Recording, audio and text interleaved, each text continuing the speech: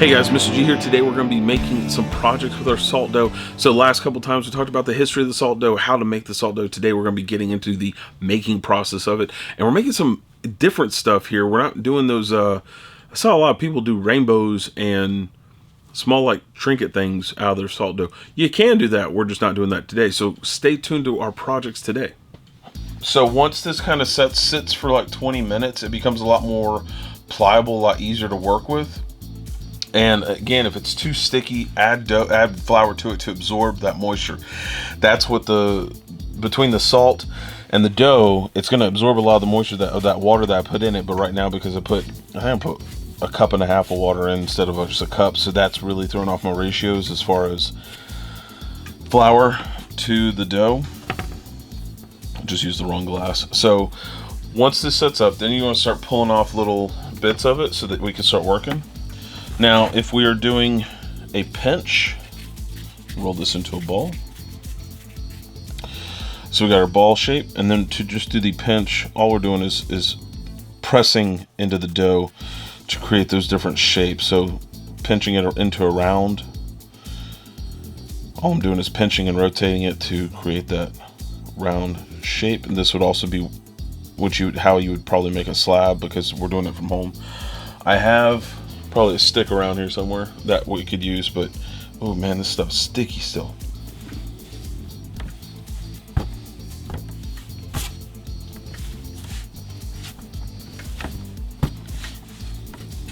If we're doing a pinch version, pinch and rotate to create a small cup. If we're making a small cup, all of them work the exact same way. So notice as I'm working, I'm pinching and I'm pulling the clay into that wall a little more. Can you see how I'm doing that? How I'm using my thumb to push inwards to create a small cup shape. Like that.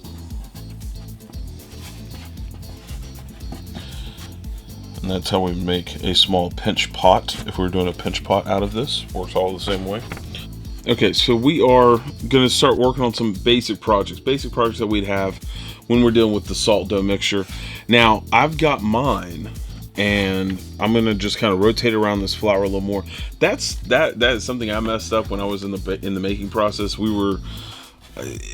It's just one of those things where I'm trying to make and I'm trying to create, and you get distracted and you just got to deal with it. So, folding this dough over. See how I'm rotating the clay. Fold it over, pinch it back.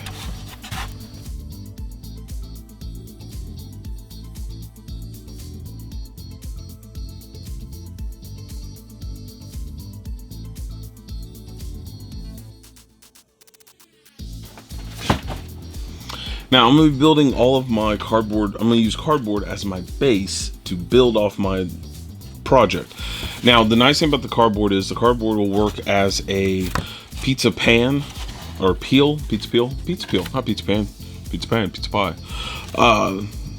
Watching some 80s things this weekend, so got that, all the funky things that are going on in the 80s. All right, so for my projects that I'm doing with my students here, we're dealing with taking a 3D model and adding clays to create a relief element. So we want to have something that raises up from the back end.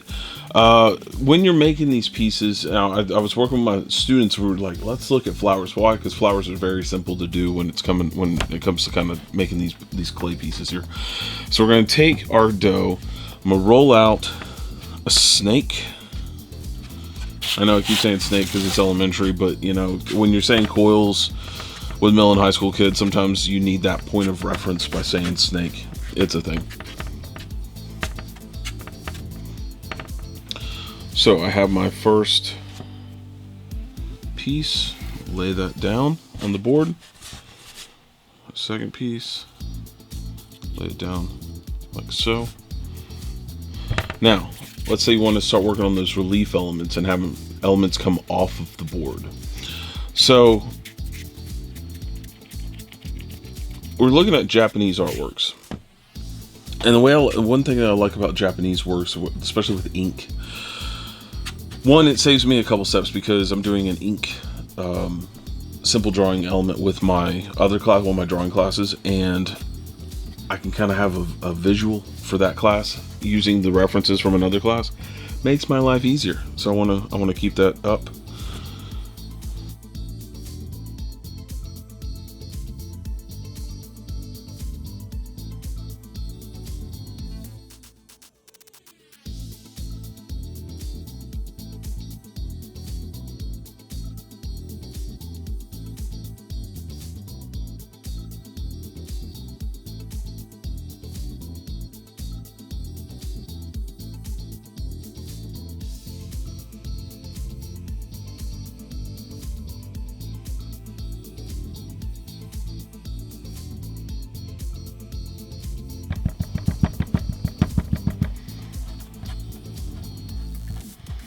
Now, I would recommend having some sort of tool that you could put underneath these objects, so when you're creating your pieces, it's easier to work with. Now, one of these nice things about having it on the cardboard instead of having it on the basic surface itself, so as it starts to dry, I can just move my whole board, and that's going to be a lot easier for me. And also, paper burns about 450-ish degrees, so if I need to put it in the oven at 250 for a couple hours, it'll char a little bit. It's gonna bake a little bit, but it won't burn. It'll char and it'll start to turn colors, warp a little bit, but it won't burn and completely incinerate. If you're doing this at home and you're going to put this in the oven, by all means put it on aluminum foil. Why? Because the aluminum foil will not burn, and it'll collect if it turns into ash or whatnot. So just in case, as an extra safety element, put that back there as well. So I'm taking my dough pieces, I'm adding them around so we get these nice petal textures. What kind of flower am I doing? I don't know. I'm just kind of winging it. Make sure that as my students, you guys are drawing these things out so that you have like a game plan as to what you want to build, what you want to design. Me, I'm doing this as a tutorial, so some of the stuff is going to be off the cuff. Now, ooh, it's like I've been playing with Elmer's glue all over again. So just taking little bits of clay and I'm adding it to the backs of these stem pieces. Now, how you're manipulating that clay, how you're moving things around really kind of varies per student and how you work with it. So if I just take it and I can work with it on my finger and get that pinch technique out, still doing the same process, still doing the same things, but I got less. Lay down, there we go. Put my stem in there.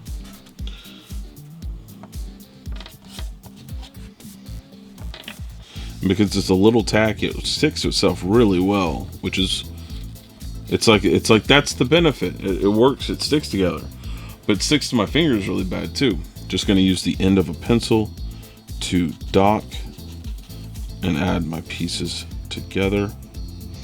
If you wanted to, you could also take a paintbrush and put a little water on it, and it'll help melt the elements together a little more as well. But I don't know but I'm not gonna do that for my stuff.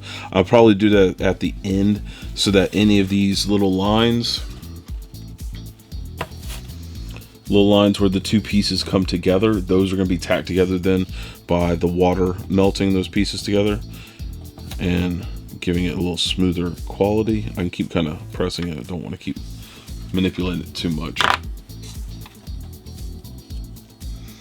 Now, should you be doing it this early into the game, taking the knife and actually kind of really diving into this? Probably not. But I am, because I'm doing this as an example so all of you can see what you can do with it. And that's what matters.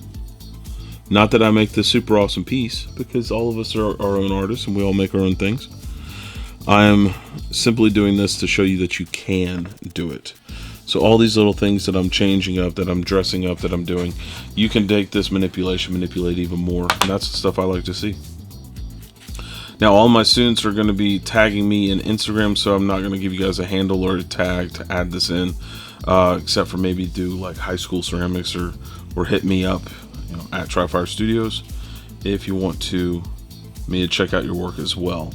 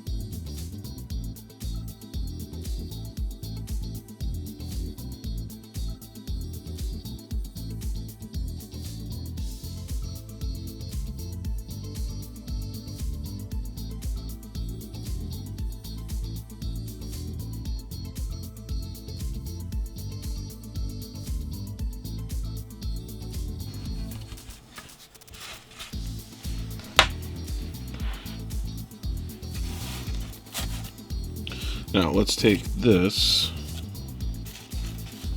piece and pop it around underneath.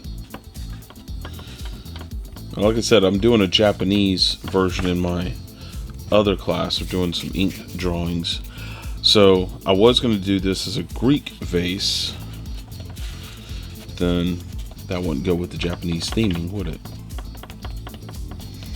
So I'm just adding a bunch of salt dough down on my board.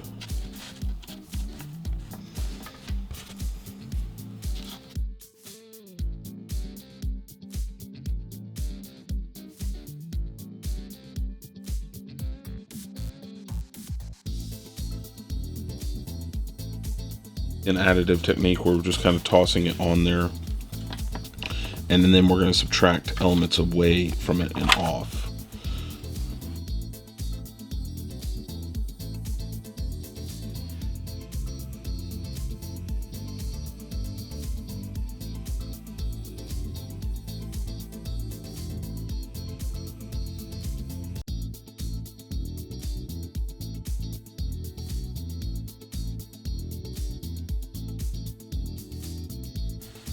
Those nice refined edges. Go back, don't want you. Now, nice thing about this, and if I had a sponge, I'd use a little sponge to wipe it here and make it perfect.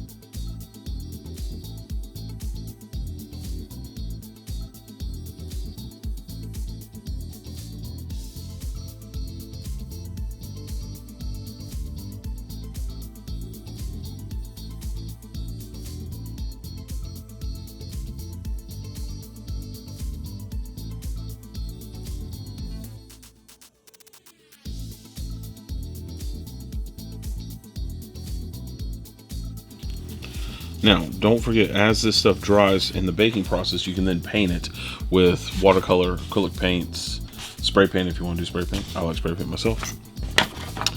But you can add the spray paint in there, actually. And then if you want to upgrade it beyond just doing the flower elements and having that structure set up that way, let's clear our board.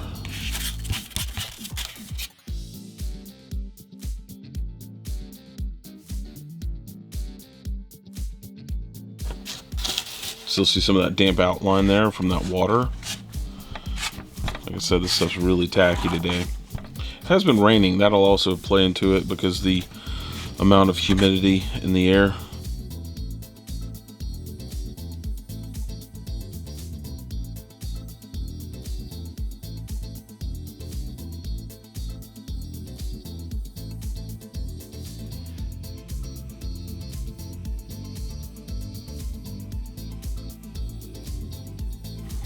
Now, let's say that we have some students who they need to work on coiling. One of the things about coiling is we're dealing with rolling out our pieces of clay, rolling out our coils. It's not so much the rolling out the coils that seems to be the big issue. The big issue is putting those coils together. So if we had a board, we've coiled it out, taking up a lot of space, and then we're using other coils. So we have that one down.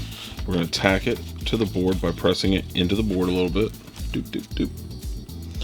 Then we add another coil to that first one and do another one. Notice how I'm intentionally not making it long enough, so I have to add more, because if we were really coiling, that would be the same thing. And I recommend to my students about 3 or 4 high is as high as you want to go when you're doing this. Use the dough spoon. Let that really sticky one sit off to the side. That could be my slip if I need to add those together. So you have the handle on this one, nice, smooth, wide, round, like it would be one of our tools. This tool right here, you have the cutting edge on that side, and I've just been using my blade for that aspect. And then we have the handle of the spoon, and then the spoon itself if you want to use either surface. I'm going to use the handle first. What we're going to do is we're going to press into our clay, going down, come back across, and we're manipulating those 2 pieces of clay together so we can get them to smooth together. Now, if you want to, like I said with the other earlier, take a paintbrush, dip in a little bit of water, smooth out those lines completely, and give a nice finish to our surface. Again, I would do this later on just because you're making the clay wet again, and we all know how if we're trying to manipulate wet clay, it doesn't work as easily as we think it should. So continue the build up. I'm just going to do a simple Greek vase with this, and like a amphidora or something like that.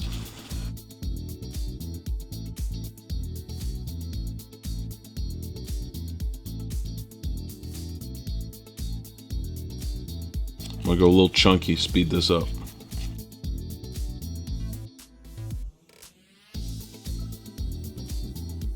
I now have much more of a angle. See that shape coming up on the side cam over here.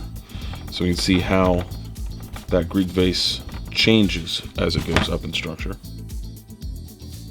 And do that really skinny neck one.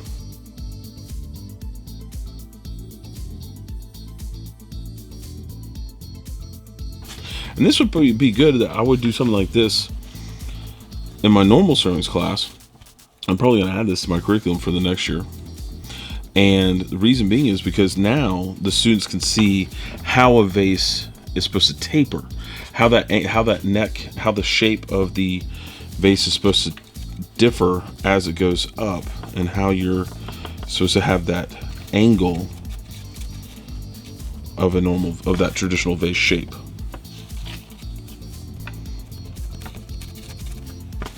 Now, as we get towards the mouth, we're going to widen this out.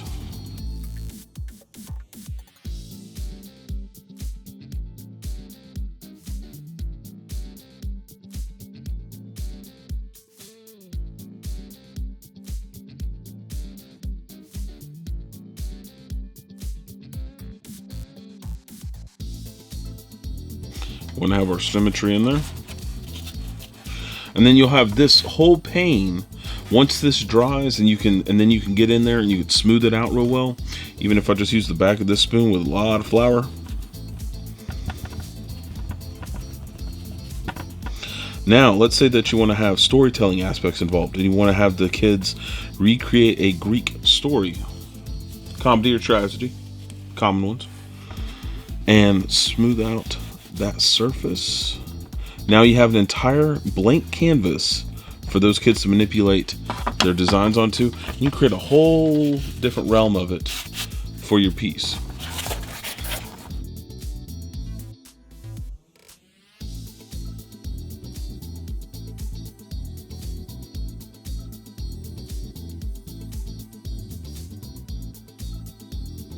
So now we have our 3D vase that we can look at from different angles to get a perspective on our vase shapes.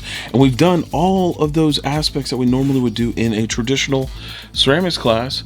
And all we did that was different was, instead of building a three-dimensional vase that takes up that space, that takes up that all those elements of art that we usually do, the space, the form, the shape, all of those things, now we've manipulated into a flat version that's much easier for our kids to understand, especially doing the virtual thing and do it from home.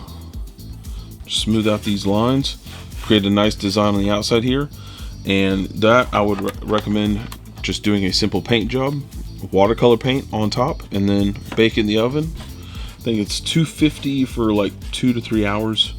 You definitely want it over that 112. The 112 is where water starts to evaporate and turn into steam.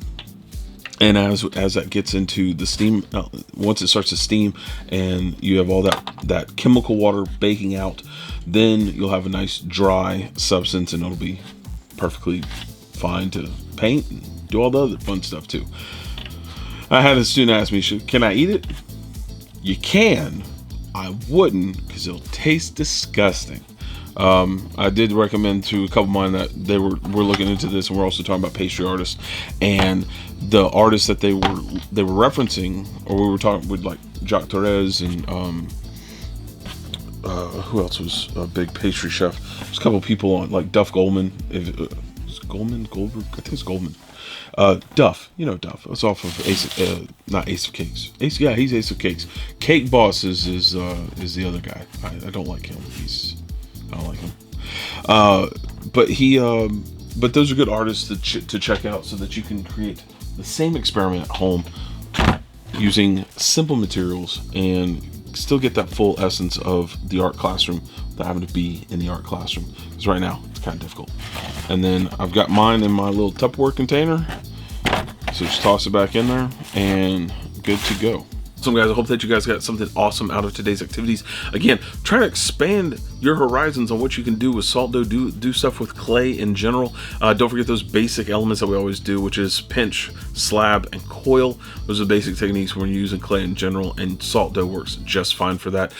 And so let's take care of that homework. As always, don't forget to like, subscribe, share on all the various platforms. If you have a question, comment, or concern, don't forget to raise those hands down in the comment section below. Happy to answer those questions from all my classmates. And as always, we will see you guys next class. I'm gonna go make some more projects, come up with some more ideas, and stay tuned. I'll threw myself off on that one. So as always, don't forget guys, I will see you guys in the next class. Later guys.